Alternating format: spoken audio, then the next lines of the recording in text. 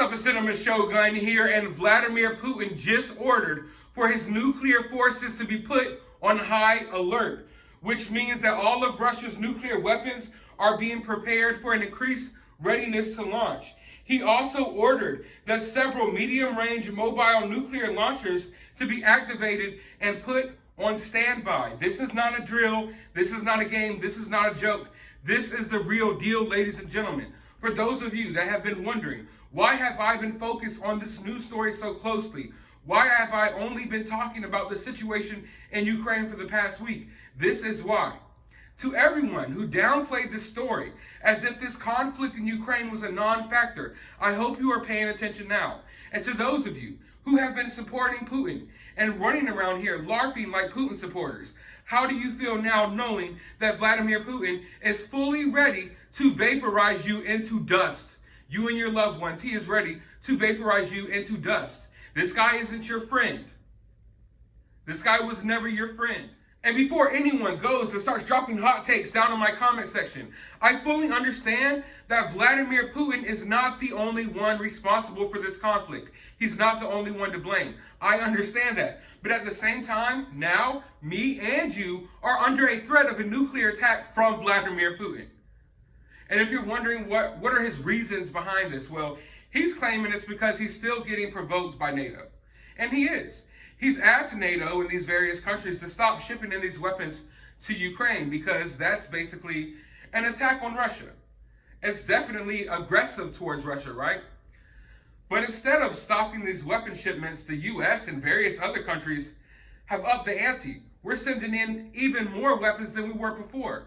So of course he's going to get pissed off. I understand that. But that doesn't mean that I'm happy about this, new level of a nuclear threat to our society. Also, I'm just going to be honest with you all. I don't think Putin's doing this because he's winning. Putin's doing this because things aren't going according to plan. Now, I'm no idiot. I know that Russia's army is way bigger and way more powerful than Ukraine's army. I understand that. But when you go out through history, a lot of times these occupying forces, they get messed up real bad when they go into these countries. Look at what happened to America in Vietnam. So these troops are going into this hostile country where the citizens are armed to the teeth. And to be honest with you all, when I'm looking at these conflicts play out in the streets, when I'm looking at the looks on these Russian troops' faces, they don't seem motivated. They don't seem hungry for war. Don't get me wrong, I'm sure some of them are. I'm sure some of them are out there having a field day. But a lot of them, I don't know, I'm just getting this weird vibe that I don't feel like they want to fight. I don't feel like they have the motivation to fight. Whereas the Ukrainians, they have every motivation to fight because at the end of the day, they're fighting for their home and their freedom. Whereas the Russian troops are just told to go in here, and I don't feel like they're fully convinced as to what they're fighting for. Some of them are giving up in the middle of the street without a fight. And as I've watched these troops enter into Kharkiv last night, there was a lot of skirmishes happening. We saw the most intense night last night of fighting. But there was just something that I kept noticing. As these troops were entering the city, they seemed discombobulated, disoriented. I would go so far as they seemed unorganized, like their moves weren't calculated or anything. They seemed to be all over the place. All over the place, just wandering aimlessly around the city. They had no heavy armor backup. A lot of these were just troop transport vehicles riding down through neighborhoods with troops walking alongside them with no backup, nothing. And they looked like they didn't even know what they were there for. They didn't look like they had a specific mission or anything. And a lot of these soldiers were getting wiped out. And some of them, as they traversed through the streets, when the gunfire would break out, they would just drop their weapons and run away. And from what some of these troops are saying that got captured, they're saying that they thought they were still on a training exercise and they don't even know where the hell they're at right now and what's going on. So I don't know what to believe out of this situation. There's a lot of propaganda out there, and I understand that. But from the views that I've seen, the visuals that I've seen, Russia is taking a lot of losses. A lot of losses. I'm seeing whole columns of armored vehicles destroyed. I've seen so many Russian soldiers dead in the street. There's a lot of videos and stuff that I have seen that I can't share on YouTube, and even if I could, I wouldn't want to because they could be traumatizing and triggering for a lot of people. I've seen some shit over the past couple of days. Stuff that I wish I could erase out of my memory, but it's part of my job and it's part of what I do. I have to look at those things so I can report to you all factual information. And I can say that while I've seen some Ukrainian casualties, the majority of casualties I've seen belong to Russia. But, of course, most of the videos and content that we're getting out of this conflict are coming from the Ukrainian side. So I'm not sure how many losses Ukraine is suffering. I'm sure they've suffered a fair amount of losses as well, but I just do not believe that Putin calculated this correctly. He didn't think that there would be this level of a resistance. He really didn't. And you can see that he's really trying to bluff his way into ending this conflict. That's why today they're supposed to have some type of peace talks. Hopefully they come to some type of resolution.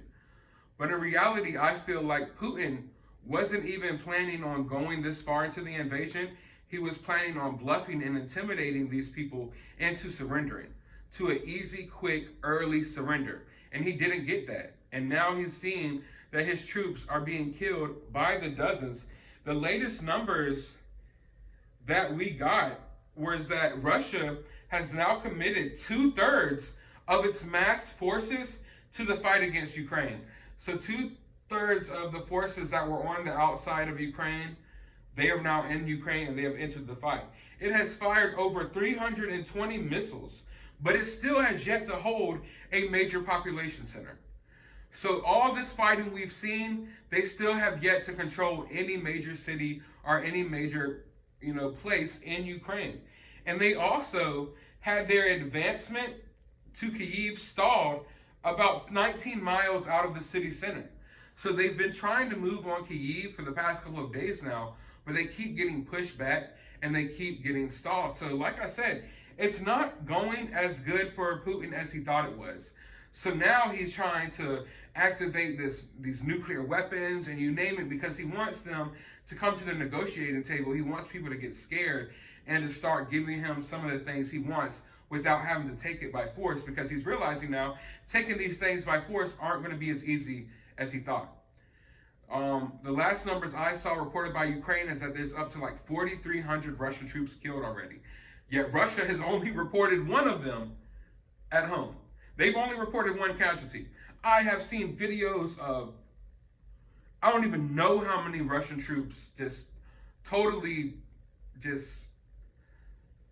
whoa, it's really graphic, the things that I have seen happen to these soldiers. But now Putin, I believe he's been pushed into a corner. He came out swinging and wasn't expecting this level of a fight.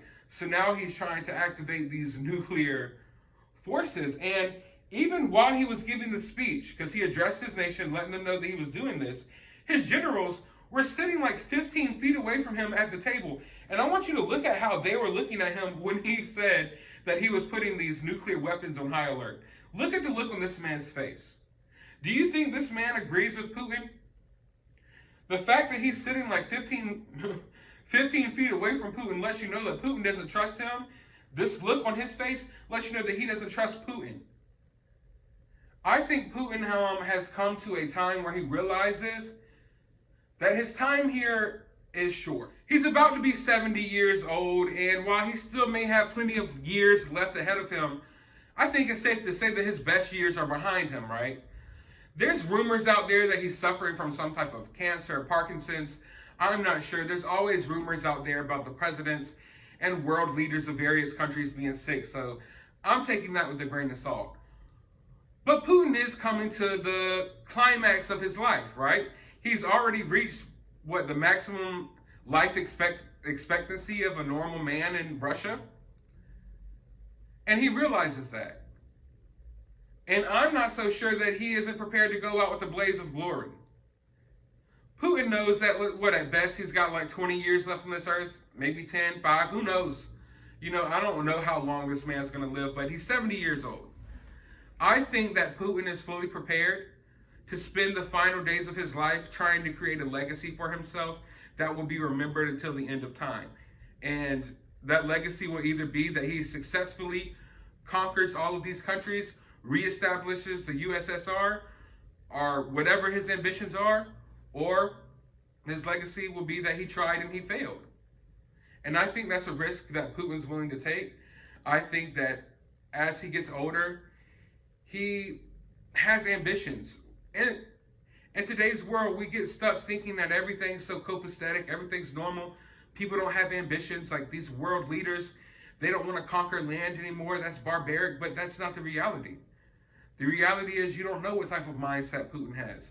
The reality is I think he wants to, create a legacy for himself of being this great conqueror of Russia.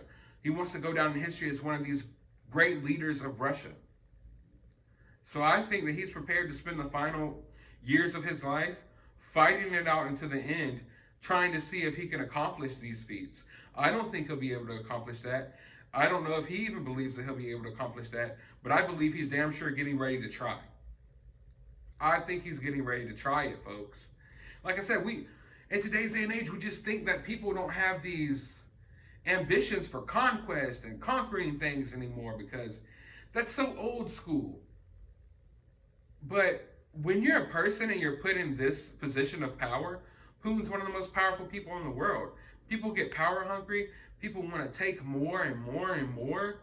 And I feel like that's the level that Putin's at now. I feel like Putin has reached that age where he realizes, either I could serve out the rest of my years here and Russia will be whatever it is now, or I could try to strive and take this one chance for turning Russia into like the biggest superpower in the world. And I believe that's what Putin wants.